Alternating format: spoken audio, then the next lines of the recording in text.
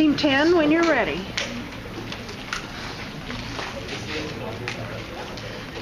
So today we're going to talk about how to properly use social media for professional development. And I'm going to Samantha. I'm Sean. I'm Sterling. And I'm passing off to Sean. So how many of, we all know that we have LinkedIn accounts because it was our class assignment, but how many of you actually use LinkedIn on a weekly basis or monthly basis? All right. For those people who did not raise their hands, I would like to share my story on how LinkedIn became beneficial for me. So when we had a career fair in the spring semester, I went in that and I spoke to a firm called XPO Logistics. And I spoke to the supervisor and we got to conversation of any opportunities available. And when it came to time that I gave him my resume, the only thing he checked was my LinkedIn URL. So this showed me that LinkedIn is very important. Maybe sometimes employers won't see your resume and they will give more benefit to your LinkedIn, as maybe they will only see your LinkedIn picture and everything and just decide if you're a good fit for their interview or not. So this showed me that always build your LinkedIn as well as your resume. They both should be good, as an employer can look at anything possible. So I would like to pass it to Sam. So what does this have to do with anything? So we came up with 3 main ideas of how you can use social media to professionally develop yourself. So we came up with how to network, it keeps you informed, and it also creates an online platform for yourself. So I'll be passing it to Sterling. All right, thanks, Sam. All right, well, we got networking. It can help you professionally. It can help you professionally by connecting you with employers, future employers, and that helps you share your ideas to get your ideas out with your employee, with your future employer. And then it also helps you keep you informed with things that can help you out in the future professionally and other things like that. And next I'm going to pass it on to Felicia with Keep Shooting Forward. So I want to raise your hands. How many of y'all would like to get an internship for this summer? That's quite a bit. That's almost the whole class. So as we saw with Sean, he got his internship through using his LinkedIn account. And that's basically what's happening.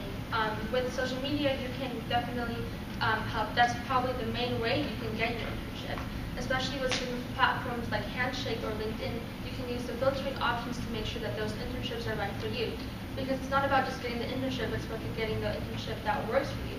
For example, a lot of us are going to go back to our parents' houses for the summer. And that might not be in Richardson, that might be out of state or out of city. So with the filtering options, you can get a location that works for you. And also, you might want it paid or unpaid. So with all those options, those social medias help you get the right internship. In addition, it can give you information about certain news or career events that are happening, or current events that are happening, especially within your field. So for example, what if you went into your interview and something really major, something really big happened within your field that changed your whole field? Maybe a whole sector was shut down within your field. And you go into the interview and they're talking to you about that because maybe that impacts your internship or your job that you're seeking. And you have no idea what they're talking about. This could have been solved by you going on social media maybe for around 5 to 10 minutes. Maybe you would have been scrolling and you would have seen that. So that is why social media is so important for news and current events. Lastly, it can help you with upcoming events. So for example, I don't know if y'all know, but I know that on April 25th we have a career expo.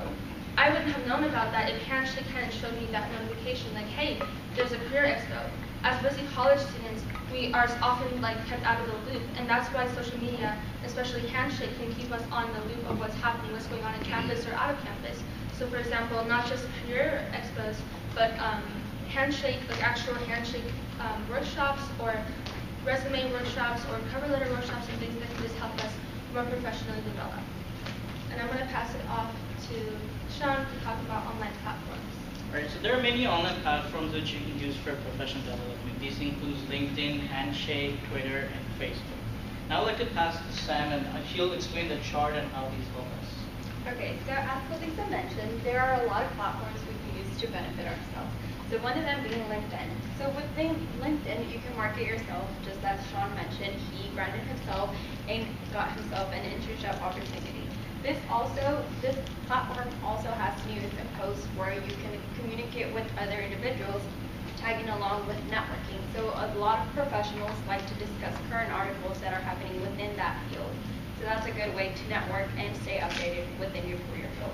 Another platform that Felisa mentioned earlier was Handshake. So with Handshake, it's not very highly used by a lot of people, mainly because it's restricted just to UT Dallas students. So one important and huge aspect of it is the events. So a lot of events are posted on there of upcoming events, current events, and past events. So in that, you can help yourself browse like what you need to attend and what you don't want to attend. So Twitter is another social platform where it shows events where companies might publish like, oh, so-and-so day we're going to have this event, you guys might want to come out. So that's like one way where you can get informed. It also has news and posts, so it shows you what are the current events that are happening, and it is also a networking platform. Alongside with Facebook, so we have events that can be posted on Facebook. So I know you guys have all seen them, like so-and-so day, we're gonna have an event here, and you guys can like reserve your spot or something like that. And then it also markets yourself, so you are able to have like your own profile picture and like discuss like events within yourself, which tags along with news and networking. So now, Sean and Sterling will form a skit. This is a skit basically how you should dress for your LinkedIn or any professional development headshot. So if you're applying for like any professional job in any of your fields, so make sure you have a very professional headshot and you look good. Hey, Sean. Hey, everybody. How are you? Hey, good. Good to see you, man. Hey, could you get my picture for LinkedIn? Sure. Yeah. Are you sure we'll take it like this? Oh, yeah, man. It's perfect. Their resume already. All right. So this is a bad example. Don't do this. Standing like this shows that you're not professional, first of all. All right. His shirt is good, his jacket is good, but I don't know what's the problem with his collar. If he's doing this, make sure you make your collars down, because that looks more professional. Now, hat and shades, like really, you're wearing a good suit and you're wearing shades and a hat on it. That's not professional. If an employer sees you that you're wearing shades and hat, it shows that you're trying to hide something. Like an employer wants to see little things like your teeth when you smile, your eyes, your hair, so he can look that, all right, he can get some positive vibes that this guy is here to work and not to party. Hey Sterling, can you take my picture as well? Of course. Thank you.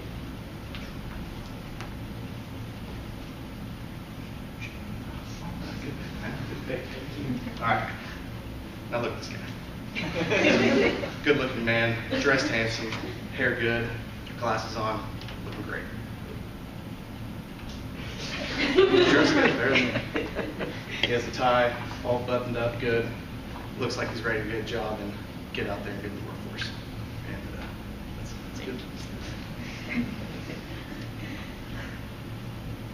So that was a great skit, and I'm going to now talk about the pros of social media. So it can broaden your network. So it can connect us to 3 different kinds of people. So the first kind of person it can connect us to is like-minded individuals. So for example, we 4 are like-minded individuals because we're both undergraduate supply chain students and we're in the same position seeking internships in the same place in our career status. Also, it can connect you to people who are have already succeeded. So for example, the people that we sought out for our informational interview, these people already have their career established in their field. They already maybe have gotten certain promotions like manager level, and they can give us a lot of advice on what we should do to become like them. And then the third type of person that it can connect you to is a contractor or like an employer. So for example, if you guys don't know, LinkedIn and different Handshake even maybe, different employers can seek you out. They can direct message you on LinkedIn saying, hey, you look like you're a great person for our internship. If you want, you can apply through here.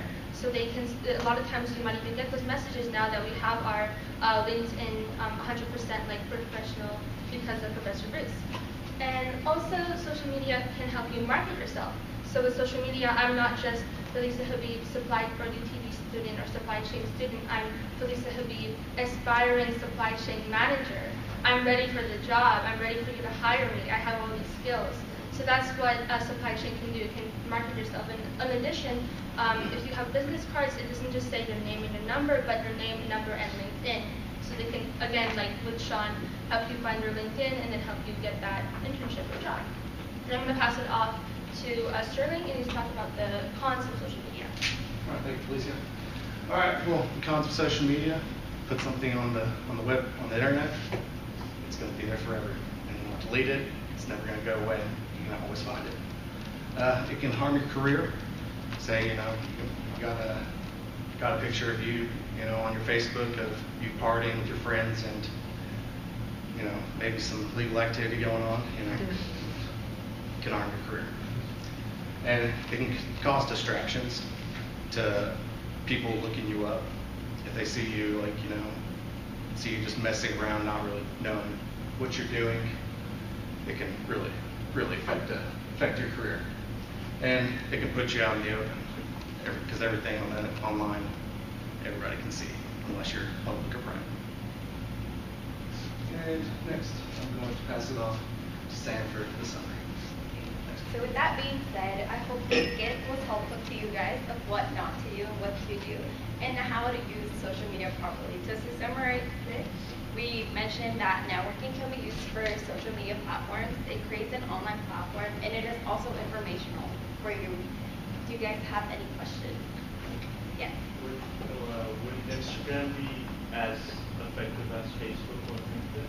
Okay, so his question was, is Instagram as helpful as Facebook Or LinkedIn? or LinkedIn? So I would say it depends how you use it. So if you want to be private or public, so depending on what you post, it could be used towards your benefit, because a lot of companies do advertise on there or do use social media such as Instagram. So it's a personal choice of what you want to use or not.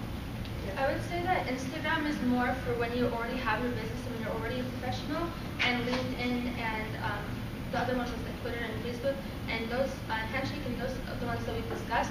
Those are more for like us that we're not exactly in a career yet and we're trying to get to that state. So. Great. Thank you, Team 10.